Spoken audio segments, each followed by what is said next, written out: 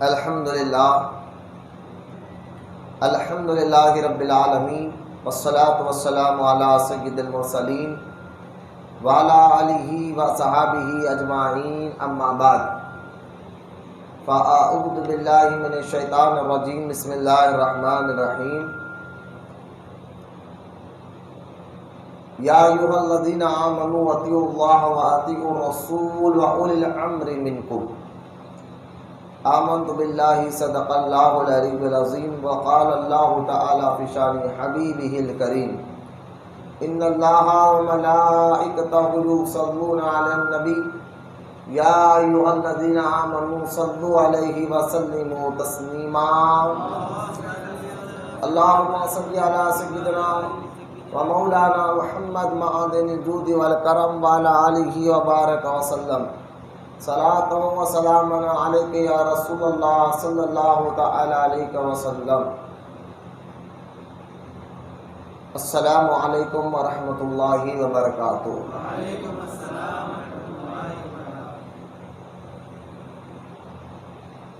انشاءاللہ تعالی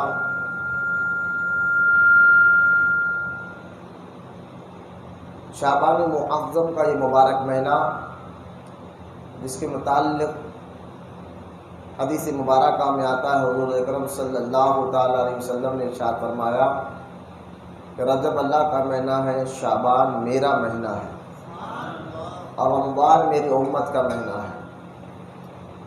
اور علماء اہل سنت فرماتے کہ شعبان معظم کے مہینے میں ہمیں جو وظیفہ زیادہ پڑھنا وہ درود پاک ہے۔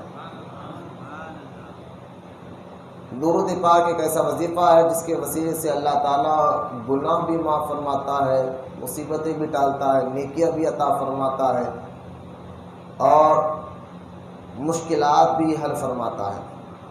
یعنی ایک دوا سب کے لیے کام کرتی ہے، یوں سمجھیے، دوا ایک ہی ہو اور کام سب کے لیے کرو تو وہ درود پاک ہے، جو آپ کے گناہ بھی دھلا دے، نیکیاں بھی آپ کو ملتے ہیں، اور آپ کی جو ہے مشکل بھی دور ہوتی ہے، اور اللہ تعالیٰ آپ کی دعاؤں کو قبول بھی فرماتا ہے، جس سے کہ حدیث مبارکہ میں آیا ہے۔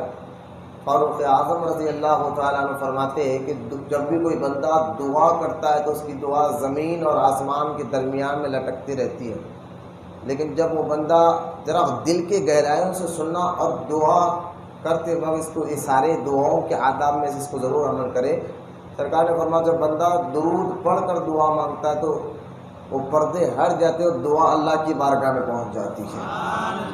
تو درود پاک سے دعا بھی قبول ہوتی ہے، بے شمار اس کے فائدے۔ آئیے محبت کے ساتھ پھر سے پیارے آقا کریم صلی اللہ تعالی علیہ وسلم کی بارگاہ اقدس میں درود پاک کا نذرانہ پیش کر پڑھی، اللہم صل علی سیدنا مولانا محمد معدن الجود والکرم وعلی آلہ وبارک وسلم، صلاۃ و سلام علیک یا رسول اللہ صلی اللہ تعالی علیہ وسلم۔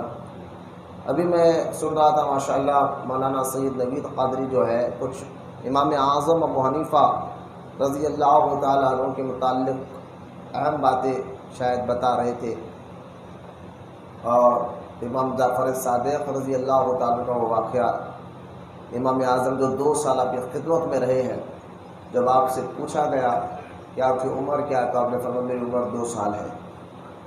مطلب یہ تھا کہ ان 2 سالوں میں امام جعفر صادق رضی اللہ تعالیٰ، امام جعفر صادق نے امام اعظم کو جو ظاہری اور باطنی علم سے نوازا، تو علماء کہتے ہیں کوفہ میں جب تک امام اعظم تھے وہ نعمان بن ثابت کے نام سے جانے جاتے تھے۔ امام اعظم کا سلمان نعمان تھا، نعمان بن ثابت رضی اللہ تعالیٰ، لیکن جب یہ مدینہ منورہ گئے اور امام جعفر صادق سے پڑھ کر آئے 2 سال، جب واپس آئے تو پھر لوگوں نے ان کو امام اعظم سے جانا۔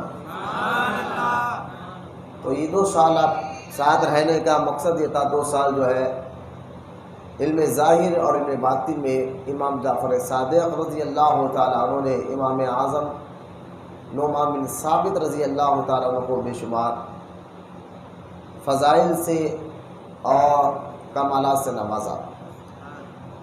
امام اعظم ابو حنیفہ رضی اللہ، کیونکہ شعبان معظم کا مبارک مہینہ ہے اور اسی کی پہلی 2 تاریخ کو آپ کا عرس مبارک ہوتا ہے شعبان، جن کا امام اعظم کا مزار بغداد میں ہے۔ امام اعظم ابو حنیفہ رضی اللہ تعالیٰ عنہ تابعی ہے۔ تابعی کس کو کہتے ہیں؟ جو مختصر طور پر انشاءاللہ میں بتانا چاہتا ہوں، ذرا اہم اور موٹی موٹی باتیں، اور یہ ہر مسلمان کو جس کی مسلمان تقلید کرتا ہے وہ امام اعظم ابو حنیفہ رضی اللہ تعالیٰ عنہ ہے۔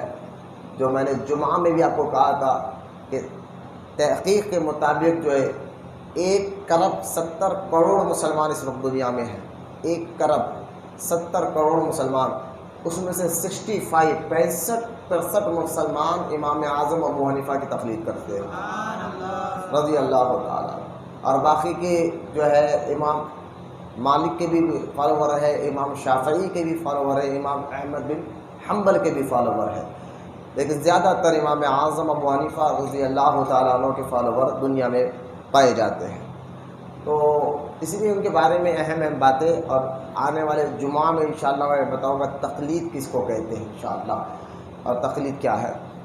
اور پھر شب بارات میں تو ہم اتوار کا دن ہے، وہ شب بارات آج کو 8 دن شب بارات رہے گی، وہ ہم جب سماعت فرما لیں گے، تو لہٰذا آج جو اہم بات ہے وہ موٹی موٹی باتیں، دیکھیں امام اعظم کے بارے میں آپ کو لیے کچھ باتیں اہم بتاتا ہوں، غور سے سنیں۔ امام اعظم تابعی ہے۔ تابعی کس کو کہتے ہیں؟ جو حضور صلی اللہ تعالیٰ علیہ وسلم کو جس نے دیکھا اور ایمان لایا اس کو صحابی کہتے ہیں۔ اس کو کیا کہتے ہیں؟ اور تمام صحابی جنتی ہیں، ٹھیک ہے۔ اور نبی کو جس نے دیکھا وہ صحابی ہوا، اور صحابی کو جس نے دیکھا وہ تابعی ہوا۔ امام اعظم ابو حنیفہ رضی اللہ تعالیٰ عنہ کے بارے میں غیر مقلد وہابیہ اس طرح کا ایک چوچلا چھوڑے ہے، کیونکہ وہ تقلید کو نہیں مانتے۔ وہابی جہاں فاتحہ نہیں دلاتے، درگاہوں کو نہیں آتے، وہ لوگ تقلید کا بھی انکار کرتے ہیں۔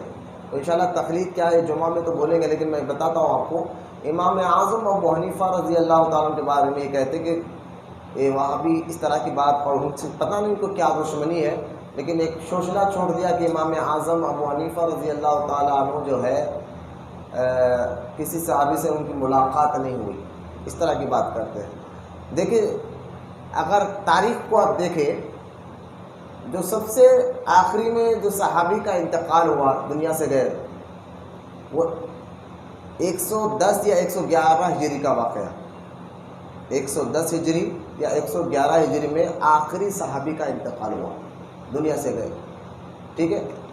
اور امام اعظم ابو حنیفہ رضی اللہ تعالیٰ عنہ جب پیدا ہوئے وہ 80 ہجری تھی، ٹھیک ہے، 80 ہجری۔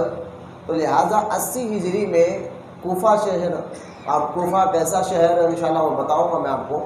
کوفہ شہر میں آپ پیدا ہوئے، بڑے ہوئے، تو آپ کے دور میں انس بن مالک رضی اللہ تعالیٰ عنہ، اور حرم شریف میں مکے میں بھی کئی صحابہ تھے، مصر میں حضرت انس بن مالک رضی اللہ تعالیٰ عنہ تھے۔ تو لہٰذا 80 ہجری میں پیدا ہوئے، تو آپ سے علماء کہتے ہیں تاریخ کو کہہ رہی ہے کہ امام اعظم ابو حنیفہ کے دور میں صحابی ہو اور امام اعظم ملاقات کر لینا چاہیے، ہو ہی نہیں سکتا، کیونکہ اگر ہم کو پتہ چل جائے کہ فلاں اللہ کے ولی ہے تو ہم ملاقات کے لیے جاتے ہیں۔ اپنے دور میں کتنے علاقے میں بہت بڑے اللہ کے ولی ہے، تو صحابی تو سارے ولیوں کا امام ہوتا ہے۔ تو لہٰذا 111 ہجری میں آخری صحابی کے، اور 80 ہجری امام اعظم کی پیدائش ہے۔ آپ 10 سال نکال لیجیے، 90 ہجری، 90 اور 5 سال نکال لیجیے، 95 ہجری میں 15 سال کے تو امام اعظم، اور علم میں 15 سال کی عمر میں بہت زیادہ اللہ نے آپ کو علم نواز دیا تھا۔ اس کے بعد آپ نے کئی صحابہ سے ملاقات کیا ہے، یہ تاریخ ہے۔ اور انس بن مالک رضی اللہ تعالیٰ عنہ سے آپ کی ملاقات بالکل ہے۔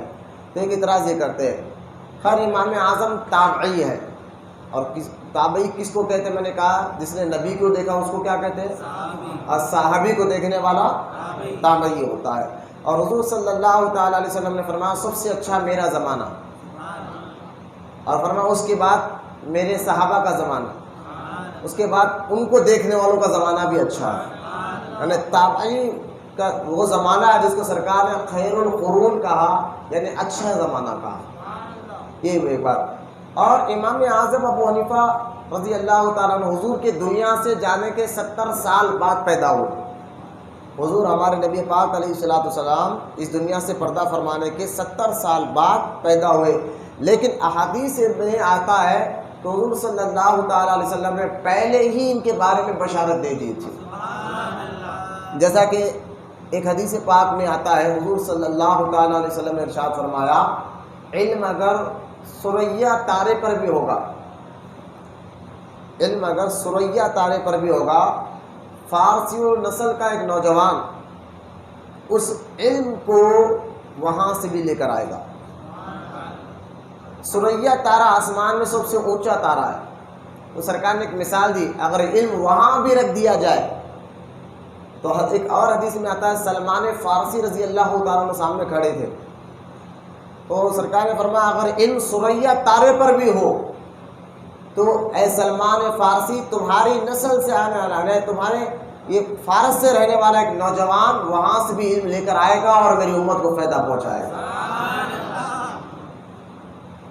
اب دیکھیں فارسی نسل کا مطلب کیا ہے، یہ بھی ذہن میں رکھیں۔ میں جمعہ میں اس پر میں نے تحقیق، کیونکہ وقت نہیں تھا، میں نے بیان نہیں کیا تھا اس مسئلے پر۔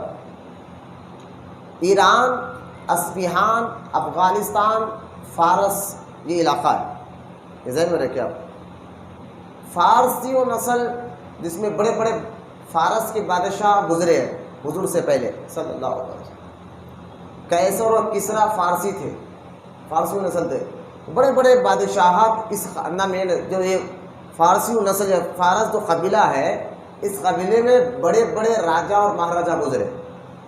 امام اعظم ابو حنیفہ رضی اللہ تعالیٰ عنہ کا تعلق جو ہے اسی خاندان سے تھا، اسی قبیلے سے تھا، وہ فارسی و نسل تھے۔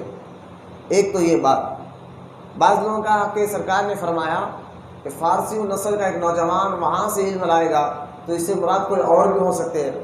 ہم نے کہا دیکھو سرکار نے جو ارشاد فرمایا، فارسی و نسل میں جو علم میں جو اللہ تعالیٰ نے اگر کسی کو کمال دیا اس قبیلے کے کسی فرد کو، تو وہ امام اعظم ہی نظر آتے ہیں۔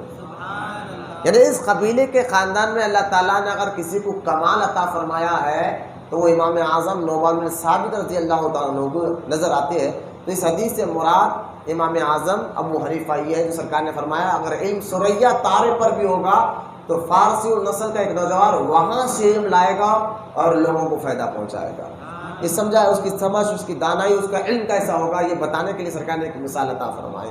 بلکہ ایک اور حدیث پاک میں آتا ہے، حضور صلی اللہ تعالیٰ علیہ وسلم کے سامنے جبرائیل علیہ السلام آئے اور آ کر کہنے لگے، یا رسول اللہ، اللہ تعالیٰ نے حکیم لقمان کو بہت زیادہ حکمت، دانائی، سمجھ، بوجھ عطا فرمائی تھی۔ حکیم لقمان کے بارے میں اختلاف ہے کہ یہ نبی ہے یا ولی ہے۔ نبی تو نہیں ہے، ولی ہے، کیونکہ ایک دانیہ علیہ السلام کے دور میں یہ بہت بڑے دانت، حکمت رکھنے والے حکیم لقمان گزرے ہیں۔ خالی ان کی حکمت اور ان کی دانائی، قرآن اس دور کے جو احکام تھے اس پر جو سمجھ ان کو تھی، اس سے اندازہ کرے کہ اللہ تعالیٰ نے قرآن میں سورہ لقمان اتارا ہے، جو اس سے اندازہ کرے کہ حکیم لقمان کی حکمت، دانائی کو اللہ تعالیٰ نے کتنا پسند فرمایا اور قرآن میں ان کا ذکر بھی کر دیا۔ تو جبریل علیہ السلام نے آ کر حضور سے کہا، یا رسول اللہ صلی اللہ تعالیٰ علیہ وسلم، کہ حکیم لقمان کو اللہ نے ایسی حکمت دی تھی، دانائی دی تھی، ان کی تعریف کرنے لگے۔ تو حضور صلی اللہ تعالیٰ علیہ وسلم سن کر خاموش، یہ دل میں خیال کیا، کاش میری امت میں بھی ایسا کوئی فرد ہوتا، کاش میری امت میں بھی ایسا کوئی دانائی والا فرد ہوتا۔ تو اللہ تعالیٰ نے جبرائیل علیہ السلام سے فرمایا کہ جبریل جاؤ اور میرے محبوب کو سلام کہو، اور پھر کہنا کہ آپ کی امت میں ہم ایک ایسے فرد کو پیدا کریں گے جو آپ کی امت کے لیے وہ چراغ ہوگا، اور ایسی حکمت، دانائی، سمجھ بوجھ ہم دین کے لیے اس کو عطا فرمائیں گے کہ وہ سراج الامہ ہوگا، یعنی اس امت کا چراغ ہوگا، سراج الامہ۔ تو سرکار دو عالم علیہ السلام نے جب یہ جبریل سے یہ خوشخبری سنی تو سرکار دو عالم علیہ السلام نے حضرت انس بن مالک کو قریب بلایا۔ انس بن مالک رضی اللہ تعالیٰ عنہ یہ خادم رسول اللہ صلی اللہ علیہ وسلم، انہوں نے 10 سال تک حضور کی خدمت کی ہے دن رات، اس لیے وہ خادم رسول اللہ کہتے ہیں انس بن مالک کو، کہ یہ 10 سال تک حضور کے خدمت میں رہے، ایک بات. اور دوسرا ان کی جو والدہ ہے انس بن مالک سیدہ ام سلیم رضی اللہ تعالی عنہ، سرکار نے ان کے لیے دعا فرمائی تھی، اور حضرت انس بن مالک ان کے بیٹے کے لیے دعا فرمائی تھی. تو انس بن مالک رضی اللہ تعالی عنہ کی عمر بہت زیادہ ہوئی اور ان کے 100 بیٹے تھے کہ ان کی عمر میں برکت دے. سرکار نے دعا فرمائی تھی انس بن مالک کے لیے، اے اللہ انس بن مالک کی عمر میں بھی برکت دے اور اولاد میں بھی برکت عطا فرما. تو ان کو 100 بیٹے تھے اور ان کی مزار اس وقت موجودہ بصرہ میں ہے، انس بن مالک کی رضی اللہ تعالیٰ عنہ. کسی نے ان سے پوچھا کہ اے انس بن مالک، آپ نے 10 سال حضور کی خدمت میں رہے، یہ بتاؤ حضور کو کیسے پایا؟ کیونکہ کئی صحابہ کرام بھی حضور کی خدمت میں رہتے تھے، لیکن ان کے اپنے گھر بار بھی تھے، بیوی بچے بھی تھے، کاروبار بھی تھا، زمین وہ آنا جانا رکھتے تھے. لیکن انس بن مالک وہ خوش نصیب صحابی ہے جنہوں نے 24 گھنٹے 10 سال تک حضور کے ساتھ رہے. اندازہ کرے. اور انس بن مالک سے پوچھا گیا آپ بتاؤ کہ حضور کی مزاج آپ نے کیسے پایا؟ تو انس بن مالک رضی اللہ تعالیٰ عنہ فرماتے ہیں کہ میں 10 سال کی خدمت میں کبھی سرکار کی زبان مبارک سے اف تک نہیں سنا. یعنی اگر کوئی کام میں کر دیتا تو سرکار نے یہ نہیں کہا کہ یہ کام تو نے کیوں کیا، اور کوئی کام نہ بھی کرتا تو سرکار نے یہ نہیں فرمایا کہ اے انس تو نے یہ کام کیوں نہیں کیا. یہ سمجھانے کے لیے بھائی کبھی اگر سیٹ ہو تو نوکر کوئی کام کر دیتا تو سیٹ کو پسند نہیں آتا تو بولتا نہیں تو یہ کام کیوں کیا. اگر کوئی سیٹ بولے کام کرو، اگر نوکر نہ کرے تو پوچھنا کہیں کو نہیں کرا. لیکن یہ مثال جائے میرے کہنا سے مانے کہتے 10 سال کے خدمت میں سرکار نے کبھی مجھ سے یہ نہیں کہا کہ کام کیوں کیا اور کبھی یہ نہیں کہا کہ کام کیوں نہیں کیا. اس سے پتہ چلتا ہے کہ میرے اور آپ کے پیارے آقا کریم صلی اللہ تعالیٰ علیہ وسلم کے حسن اخلاق کتنے بلند تھے. میں کیا بتاؤں کہ میرے آقا کے حسن اخلاق کیسے تھے. خود اللہ تعالیٰ حضور کے مزاج، حضور کے اخلاق کے بارے میں قرآن میں کہتا ہے محبوب ہم نے تجھے خلق عظیم عطا فرمایا ہے. جن کے اخلاق کو، جن کے خلق کو، جن کی مزاج کو اللہ تعالیٰ یہ کہہ رہا ہے قرآن میں کہ اے محبوب ہم تیرے کو خلق عظیم، بہت بڑی یعنی اخلاق خلق عظیم عطا فرمایا ہے. اللہ کہہ رہا ہے محبوب ہم نے تجھے خلق عظیم عطا فرمایا ہے. کون؟ وہی رب کہتا ہے کہ یہ دنیا ہمارے سامنے ہیچ ہے، مچھر کے پر کے برابر، مکھی کے پر کے برابر نہیں ہے. جن کی نظر کے سامنے دنیا اتنی بڑی دنیا جو عظیم نہیں ہے بلکہ مکھی کے پر کے برابر نہیں ہے، وہی رب کائنات اپنے محبوب کو خلق عظیم کہہ کر نواز رہا ہے کہ میرے آقا علیہ الصلوۃ والسلام کے مزاج مبارک ہے. انس بن مالک رضی اللہ تعالیٰ عنہ 10 سال خدمت میں رہے اور ان کی مزار بصرہ میں ہے. الحمدللہ مجھ کو زیارت نصیب ہوئی اس مزار شریف میں. کافی نورانیت کا منظر تھا جب میں حضرت کی بارگاہ میں زیارت کے لیے پہنچا تھا انس بن مالک رضی اللہ تعالیٰ عنہ کی. تو انس بن مالک رضی اللہ، جب میں یہ حدیث سنا رہا تھا نا، جبریل علیہ السلام آپ کیا کہتے ہیں آپ کی امت میں اللہ تعالیٰ ایک شخص کو پیدا کرے گا، وہ آپ کی امت کا چراغ ہوگا، اللہ اس کو حکمت اور دانائی عطا فرمائے گا، لوگ اس کو ابو حنیفہ کے نام سے جانیں گے. بولے محبت سے سبحان اللہ. اور سرکار کے دنیا سے جانے کے 70 سال بعد پیدا ہوئی ہے، بس ذہن میں رکھے امام اعظم ابو حنیفہ. اب سرکار نے جب یہ خوشخبری سنی تو انس بن مالک کو قریب بلایا اور قریب بلا کر کہا اے انس ابھی اللہ تعالیٰ نے جبریل علیہ السلام کے ذریعے کہا ہے کہ میری امت میں سراج الامہ پیدا ہوں گے اور ان کے ذریعے سے اللہ تعالیٰ حکمت دانائی بے شمار اللہ کو عطا فرمائے گا، لیکن میں دیکھ رہا ہوں اے انس اس کی ملاقات تجھ سے ہوگی. بولے محمد سبحان اللہ. انس بن مالک کو سرکار نے فرمایا دیکھیں ابھی حضور کے جانے سے 70 سال بعد پیدا ہوئے، لیکن حضور کا علم غیب دیکھے یہاں پر. اللہ تعالیٰ قیامت تک کیا ہوگا حضور کو سب بتا دیا. تو کون کب مرنے والا ہے، کون کب تک جیے گا، یہ حضور اللہ کے بتانے سے سب جانتے تھے. تو لہٰذا حضرت انس بن مالک کو سرکار نے بلایا اور فرمایا میں دیکھ رہا ہوں کہ وہ تجھ سے ملاقات ضرور کرے گا. اس سے 2 باتیں معلوم ہوئی. سرکار بتا رہے ہیں کہ انس تو اس وقت تک زندہ رہے گا جب یہ امام اعظم ابو حنیفہ آئیں گے اور تجھ سے علم حاصل کریں گے. ایک تو ہے. اور سرکار نے انس بن مالک کو بلوایا اور بلا کر اپنا لعاب دہن، اپنا تھوک مبارک ان کے منہ میں ڈال کر فرمایا کہ جب وہ تجھ سے پڑھنے آئے نا یہ لعاب دہن تو اس کے منہ میں ڈال دینا. اور دیکھا تاریخ نے انس بن مالک سے امام اعظم نے حدیث روایت فرمائی. یہ حدیث آپ نے بھی کئی بار سنا ہوگا. یہ حدیث انس بن مالک سے امام اعظم ابو حنیفہ رضی اللہ تعالی عنہ نے سن کر کہا تھا. وہ حدیث کیا تھی؟ امام اعظم نے فرمایا میں نے انس بن مالک سے سنا، اور انس بن مالک فرماتے میں نے حضور سے سنا علیہ الصلوۃ والسلام. حضور فرماتے ہیں کہ ہر مسلمان مرد کو اور عورت کو علم دین حاصل کرنا فرض عین ہے. یعنی جو چیزیں ضروری ہے جاننا مسلمان مرد کے لیے بھی اور عورت کے لیے، جیسا کہ نماز ہے، نماز کا سیکھنا فرض ہے. روزہ ہے، روزوں کا سیکھنا فرض ہے. مالدار آدمی ہے تو پر حج فرض ہوتا ہے، تو حج کے بارے میں سیکھنا آپ کے لیے فرض ہے. آپ اللہ نے دولت سے نوازا ہے، زکوٰۃ آپ پر فرض ہوتی ہے تو زکوٰۃ کے بارے میں مالداروں کو سیکھنا فرض ہے. تو لہٰذا یہ ساری باتیں یہ ہم جو سمجھ رہے ہیں انس بن مالک نے امام اعظم کو بتایا تھا، اور امام اعظم کے ذریعے آج تک ہمیں یہ حدیث پاک پہنچی ہے. تو خیر انس بن مالک سے بھی آپ نے امام اعظم ابو حنیفہ نے پڑھا ہے. اب دیکھیں آپ ایک آخری وہابیوں کا ایک اعتراض کا جواب دے کر ہم انشاءاللہ بات ختم کریں گے. امام اعظم ابو حنیفہ پر آنے والا اتوار اگر اللہ زندگی رکھا تو ہم وہاں پر گفتگو کریں گے. ہمارا تو ارادہ تھا کہ ہم انشاءاللہ بڑے پیمانے پر جو ہے جشن امام اعظم ابو حنیفہ منائے، لیکن کچھ مصروفیات تھی اور وہاں جانا بنگلور جانا پڑا، اس کی وجہ سے یہ سارا پروگرام کینسل ہو گیا. انشاءاللہ پھر دیکھیں گے، ہم اس کو بنائیں گے امام اعظم ابو حنیفہ کا ایک بڑا سا ایک پروگرام رکھ کر بتائیں گے، کیونکہ امام اعظم ابو حنیفہ رضی اللہ تعالیٰ عنہ کے میں نے بتایا 65% مسلمان ان کی تقلید کرتے ہیں. تو لہٰذا تقلید پر آج انگلیاں اٹھا کر آخری اعتراض وہابیوں کا میں دے کر بات ختم کرو، انشاءاللہ ہم ذکر کے لیے بیٹھ جائیں گے. وہ آخری سوال کیا ہے؟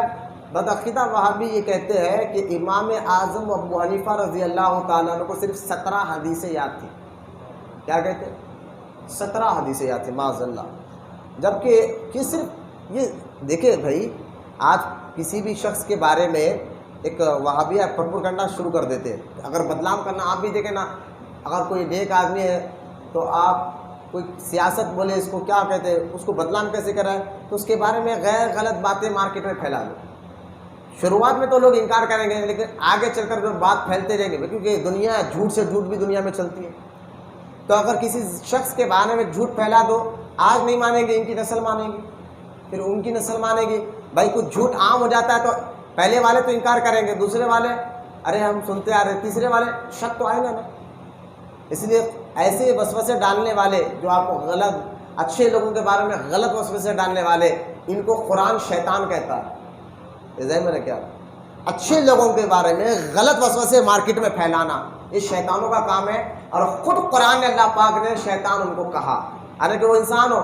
آج کل دیکھا نا، کسی کو بدنام کرنا تو اس کے بارے میں افواہ پھیلا دو مارکیٹ میں، آنے کے وہ شخص اس سے ذمہ ہے کہ اس کے دشمن کیا کرتے ہیں، اس کی بات کو پھیلا دیتے. اگر کچھ چند لوگ نہیں بھی مانے تو دوسرے تو مان لیتے. اس کے بعد وہ افواہ پھیلتے پھیلتے سال 2 سال ہوتا گیا تو پھر لوگ اس بات کو مانتے رہتے ہیں. اس طرح کی حرکت عام ہوتے رہتی ہے. اللہ خیر کرے. اس طرح کی حرکتوں سے اللہ ہم سب کے ایمان اور عقیدے کی حفاظت فرمائے. تو لہٰذا امام اعظم ابو حنیفہ رضی اللہ تعالیٰ عنہ کے بارے میں یہ ایک افواہ پھیلا دی گئی کہ اب وہ 17 حدیثیں جانتے تھے، جبکہ وہ محدثین کے بھی امام ہیں. یہ حقیقت ہے. اب افواہ پھیلا دی گئی تو ایسے افواہ پھیلانے والوں سے آپ دعا کریں اللہ کہ اللہ تعالیٰ ہم سے ہمارے ایمان میں شک ڈالنے والوں سے، یا ایمان کے بارے میں شک ڈال دینا، افواہ ڈال دینا، وسوسہ ڈال دینا. قرآن میں ہم یہی کہتے ہیں من الجنتی والناس، سورہ ناس میں ہم پڑھتے ہیں نا من الجنتی والناس. اے اللہ وسوسے ڈالنے والے جنات جو ہمارے ذہنوں میں وسوسے ڈال کر ہمارے ایمان کو عقیدے کو کمزور، اس سے بھی تو ہمیں بچا. اور والناس، اور جو انسان ہو کر اور ہمیں وسوسے ڈالے تو ایسے لوگوں سے بھی تو ہمیں بچا. یہ ہے نا، یہ من الجنتی والناس، پناہ مانگو اللہ کی. اب انگوٹھے چومے آ کے وسوسے ڈال رہے ہیں، کئی کو چوم رہے ہیں، کہاں لکھا ہوا ہے فاتحہ دلائے، کئی کو دلا رہے ہیں، کہاں لکھا ہوا ہے تو وسوسے ڈالنے والے. اب ہم وسوسے، ارے ہاں بھائی صحیح، ارے بھائی یہ وسوسے ڈالنے والوں سے اللہ ہماری حفاظت فرمائے. تو ایک وسوسہ ڈال دیے امام اعظم پہ، آج سے کئی 100-150 سال پہلے سے وہ وسوسہ پھیل گیا، اور آج کی نسل کیا سمجھے، ہاں بھائی امام اعظم کو پہلے تو پتہ نہیں کئی نوجوانوں کو امام اعظم ہے کون. میں نے بتایا نا کہ تابعی ہے، سرکار نے ان کے لیے کیا کیا ارشاد فرمایا، اور کئی مسلمان ان کی تابعداری کرتے ہیں. امام اعظم ابو حنیفہ رضی اللہ تعالیٰ عنہ کے پاس جو ہے کئی محدثین نے پڑھا اور ان سے علم حاصل کیا، لیکن میں سمجھتا ہوں کہ اس کی ڈیٹیل اگر میں بولوں تو وقت اس کی اجازت نہیں دیں گا. ہم ذکر پڑھ لیں گے انشاءاللہ آنے والے اتوار کے دن، میں آپ کو اس کے سامنے ذکر کروں گا.